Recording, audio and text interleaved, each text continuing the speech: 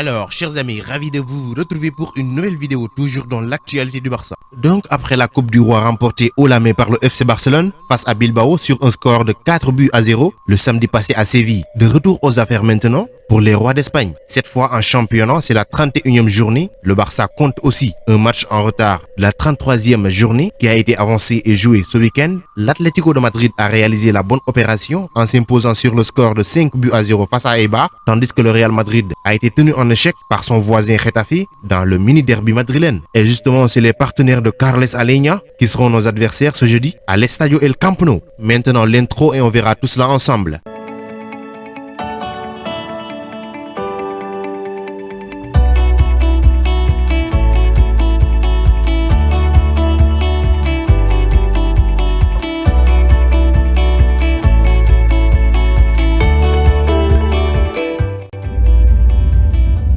Alors, comme dit au début, le FC Barcelone est actuellement 3e du championnat, à 5 longueurs de l'Atlético de Madrid et à 2 du Real Madrid, mais compte un match en moins que les deux cités. Alors, ce match face à Getafe peut être piège. En tous les cas, rappelez-vous du match aller, le Barça avait été battu sur le score d'1-0, but de Jaime Mata, sur penalty provoqué alors par Frenkie de Jong. C'était lors de la méforme extrême du Barça, qui jouait à l'époque avec son fameux 4-2-3-1. Maintenant, je vais évoquer la bombe de la semaine, c'est-à-dire la Super League européenne et le tiraillement entre l'association FIFA et UEFA contre les 12 frondeurs. Vous savez tous que les partis qui composent le football sont en guerre à cause de la création d'une nouvelle compétition. Heureusement que c'est annulé maintenant et ça a provoqué un schisme entre les clubs et les instances. Hier mardi, d'autres nouvelles ont été avancées par plusieurs médias anglais citant des sources de clubs de Premier League impliqués dans la Super League. Les 12 clubs fondateurs de la Super League se sont retrouvés hier mardi pour analyser la stratégie de sortie du projet présenté dimanche. Deuxièmement, le journal The Telegraph, citant qu'ils ont écouté les partisans, avait expliqué qu'il y aura une réunion de crise. Plusieurs sources avaient révélé aussi que Chelsea, Manchester City, FC Barcelone et l'Atlético de Madrid s'apprêtaient à se retirer de la Super League. Les membres du Big Six anglais se sont retirés: Manchester City,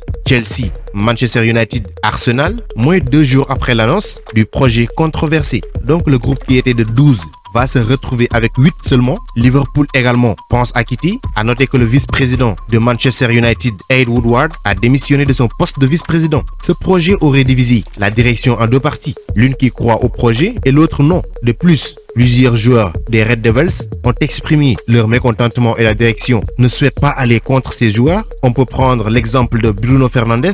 De ce fait, les mancuniens de United peuvent se retirer. Alors, on entend aussi une information provenant de Bloomberg qui avance que l'organisme présidé par Alexander Seferin travaille déjà avec un fonds d'investissement pour lancer une contre-attaque à la Super League. Une information contrastée par RMC Sport. Ainsi, l'UEFA prépare une contre-attaque à tous les clubs. Cette nouvelle compétition européenne, soutenue par des organismes supranationaux, serait dotée d'un budget initial de 4,5 milliards d'euros. Cette somme pourrait atteindre les 7 milliards d'euros, soit un budget plus important que le budget initial de la Super League européenne, qui est de 3,5 milliards d'euros. Ce nouveau modèle de l'UEFA, qui a été présenté lundi, la nouvelle Ligue des Champions, à partir de 2024, a le soutien des grands clubs qui ont rejeté la Super League européenne, comme le Bayern Munich, le Borussia Dortmund et le PSG. Dans le même temps, tout club qui se retire de la Super League pourrait également rejoindre la compétition. Donc le monde du football a vécu un véritable tremblement de terre avec l'annonce de 12 clubs de créer la Super League européenne contre l'UEFA, la FIFA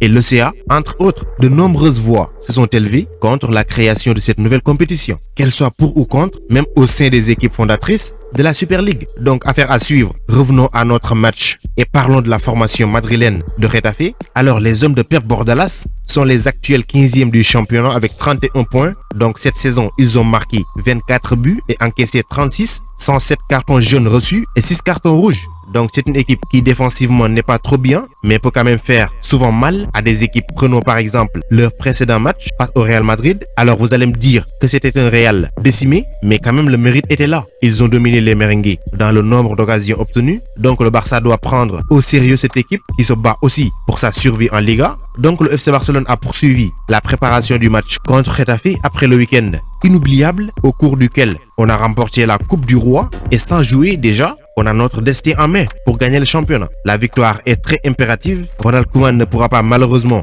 compter sur Marcin Brezvet qui s'est blessé à l'entraînement et manquera au moins un autre match. Car après la réception de Getafe, le Barça va se déplacer à Villarreal et Brezvet n'aura pas de temps pour récupérer. Le club a confirmé une entorse de la cheville droite et il reste à savoir quand il pourra revenir sur les terrains malgré les récupérations de Gérard Piqué et de Sergio Roberto. Piqué qui a participé à la finale, il a été titulaire notamment. Il y a encore des joueurs en cale sèche dans cette équipe du Barça, avec notamment le retour d'Ansu Fati qui est vivement attendu, Philippe Coutinho également, toujours dans son pays au Brésil, et Neto également blessé.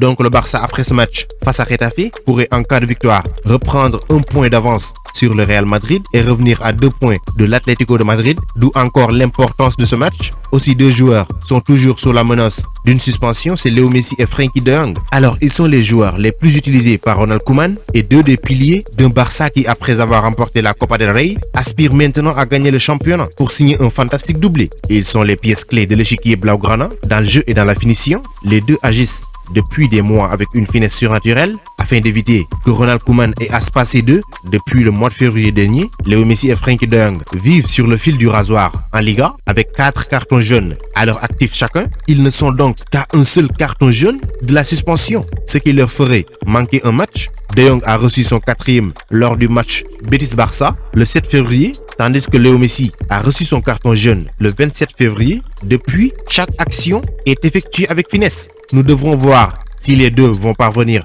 à continuer de la même manière jusqu'à la fin de la saison, ou au contraire, ils vont finir par perdre l'équilibre et générer un drame pour l'équipe. Alors on va finir maintenant avec le 11 que je vais proposer pour ce match. C'est le même 11 que j'avais mis lors de la vidéo d'avant-match face à Bilbao. Alors dans les buts, on n'a pas 1000 choix à faire. On y met Marc-André ter Stegen. En défense centrale, je vais mettre Oscar Mingueza, Clément Lenglet qui devient plus en plus très important dans le jeu, et Ronald Araujo. Au milieu de terrain, je vais mettre Sergi Busquets, Frenkie de Jong comme des milieux centraux gauche et droite. Ilaichi Moriba comme milieu offensif en position de numéro 10. On aura aussi 2 milieux latéraux, Serginho Dest à droite, Jordi Alba à gauche. En attaque donc, Léo Messi sur le côté droit, Antoine Griezmann sur le côté gauche, pas de Ousmane Dembélé. Vous savez tous qu'on est dans le mois de Ramadan, il faut le préserver. Ilaichi Moriba aussi est concerné, mais je pense qu'il est plus jeune, il n'a que 18 ans, donc il pourra faire l'affaire. Même si Dembélé n'est pas trop âgé, il n'a que, je pense, 22 ans. Donc si vous avez votre 11 à proposer également dans la vidéo, n'hésitez pas à le faire dans les commentaires.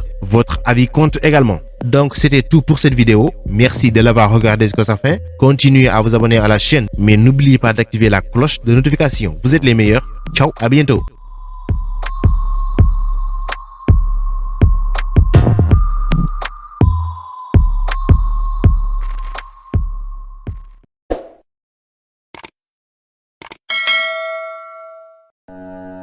Pour échanger avec moi directement, c'est possible sur Instagram. Le lien se trouve dans la description, donc rejoignez-moi là-bas, ainsi que sur Twitter et même sur Facebook.